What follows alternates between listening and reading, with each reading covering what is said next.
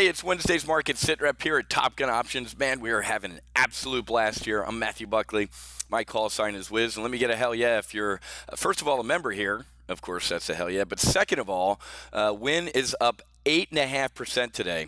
2 days ago, in Monday's weekly options brief, we put on a bull put spread.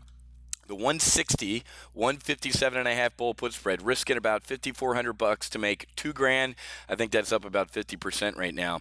I predicted that when, I didn't say if, I said when Steve Wynn resigns, and I think it's got to be in the next week or so. The stock's going to have a rip your face off rally. And what happened? 2 days later, here we go. The stock's up over 8%. Our bull put spread is crushing it. $1,000 in 2 days. That more or less pays for half of an annual subscription here at TGO. So we're having a blast here, folks.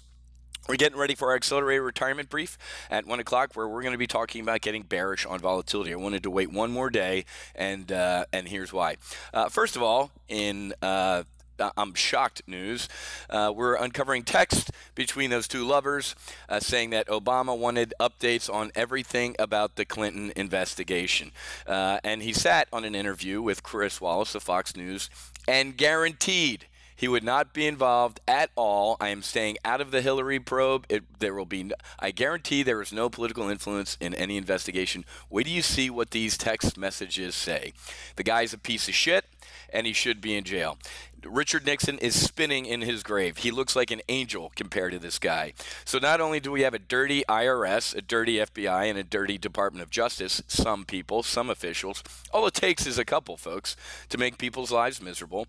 They used bullshit intelligence, got a warrant to surveil on American people, and they tried to influence an election. It's treason. Does anybody care? If nobody cares about this, I'm not going to care anymore about adherence to laws either. Now you got anarchy. When you got a guy like me who served 15 years for this country and buried 11 of the finest people you'd ever meet, you're never going to meet, you've lost it. We've lost this country when you lose a guy like me that says, you know what, I don't give a shit anymore. I'm going to start breaking the law. Can't stand it. Anyway, other than that, Ms. Lincoln, how was the play? So stocks are trying to stabilize. I mean, the Dow's up, but we got a triple-digit rally. It's, a little bit of a ho-hum. Okay, here we go with another triple-digit rally. So what did I say yesterday, folks? I briefed you on this, and this is exactly what happened. I said this 50-day moving average, this blue line, is a magnet. That is also a magnet. I used a World War I analogy, right? I said this blue line is the Allies. Here's the Germans. This is called no man's land. The market does not like to be in no man's land. And I said the 50-day or the 200-day will be a magnet. And I said, if I had my choice, we are going to get back up to the 50-day and maybe do one of these, like kind of hover, resistance, support, resistance before we get another rip-your-face-off rally. I told you, folks, this is not the big one. This is not the Fred Sanford clutch in my chest. This is the big one. I'm coming, Elizabeth. This ain't it. I get it, folks. People are, interest rates going up and this and the Fed. And are you nuts? Do you think the Fed is going to rock this boat? And I get that they added the word, what was it, the word further. We will see further. Here it is, the word further, which wasn't in December statement, was in the one last week or the most recent minutes. So people freaking out that interest rates are going to crank up. Folks, we're still in a near zero rate interest environment. And, we do talk about, now it's called the Powell, the Jerome Powell, the new Fed chief. We used to have a Bernanke put. We used to have a Yellen put. I'm pretty damn sure we got a Powell put. I don't agree with it. I think there should be no safety nets in this market. Not everybody should get a trophy, period. That's part of the problem in this country is that type of mentality. But if the market believes that good old Jerome's going to be there and, if he raises interest rates and we go full freak mode, he can easily do what? Whoops, let me turn that back down a little bit. So this is way overblown, folks. Thank God we bailed out of tech about a month ago. And to me, Amazon ain't tech. It uses tech. It ain't tech. But the FANGs are starting. Tech stocks are taking a beating, guys. We nailed this in December. I said I'm done with tech. Maybe the only one I'd be in, and again, Amazon ain't a tech. We're in Amazon, would be Apple. But Facebook, done. The social media, the Twitters, get out of this. So volatility, folks, is the main reason we had this little flare up, because everything was looking good. Rip your face off January, everything's great.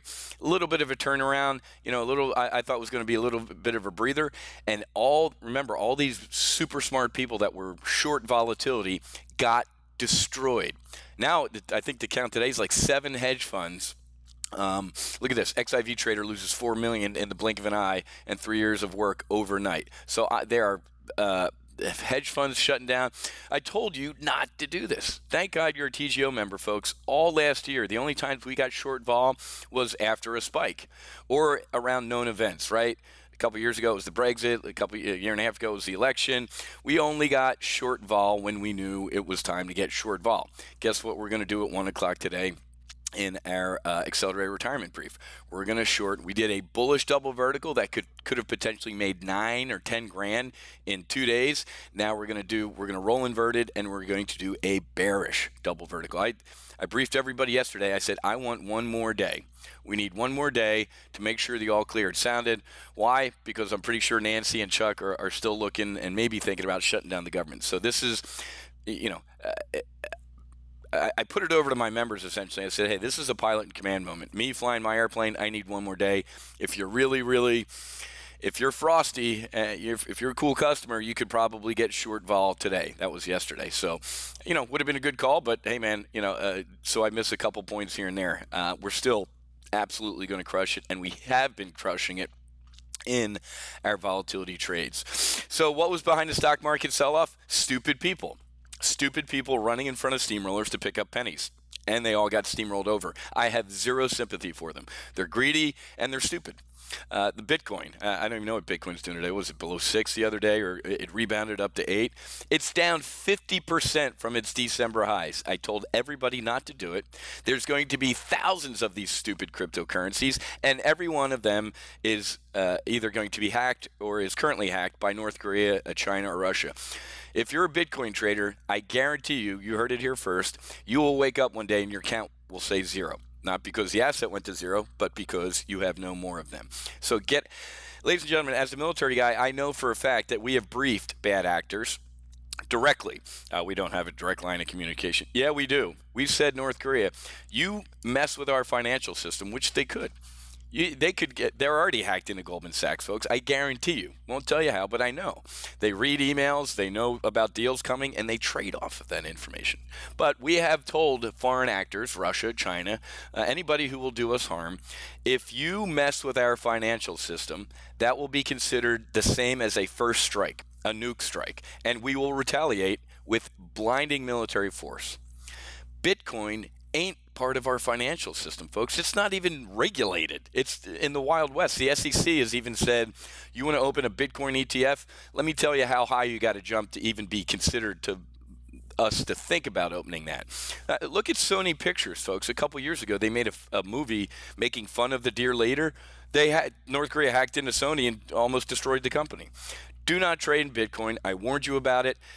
I hate being the guy in one of these moments, especially to the short vol people or the Bitcoin people. I told you so, but I did. So I don't like to gloat because people are losing money, but at the end of the day, life's tough. It's even tougher if you're stupid. If this is the first time you're hearing about this guy, this over-caffeinated dude who's pretty motivated, head to our homepage, topgunoptions.com, and take a trial. Join us today during our accelerated retirement brief at 1 o'clock. Even if you're watching this after 1 o'clock, register right here under, it's like $14 for 2 weeks. That's not even a bad bottle. That's a glass of Pinot Grigio down here in Boca Raton.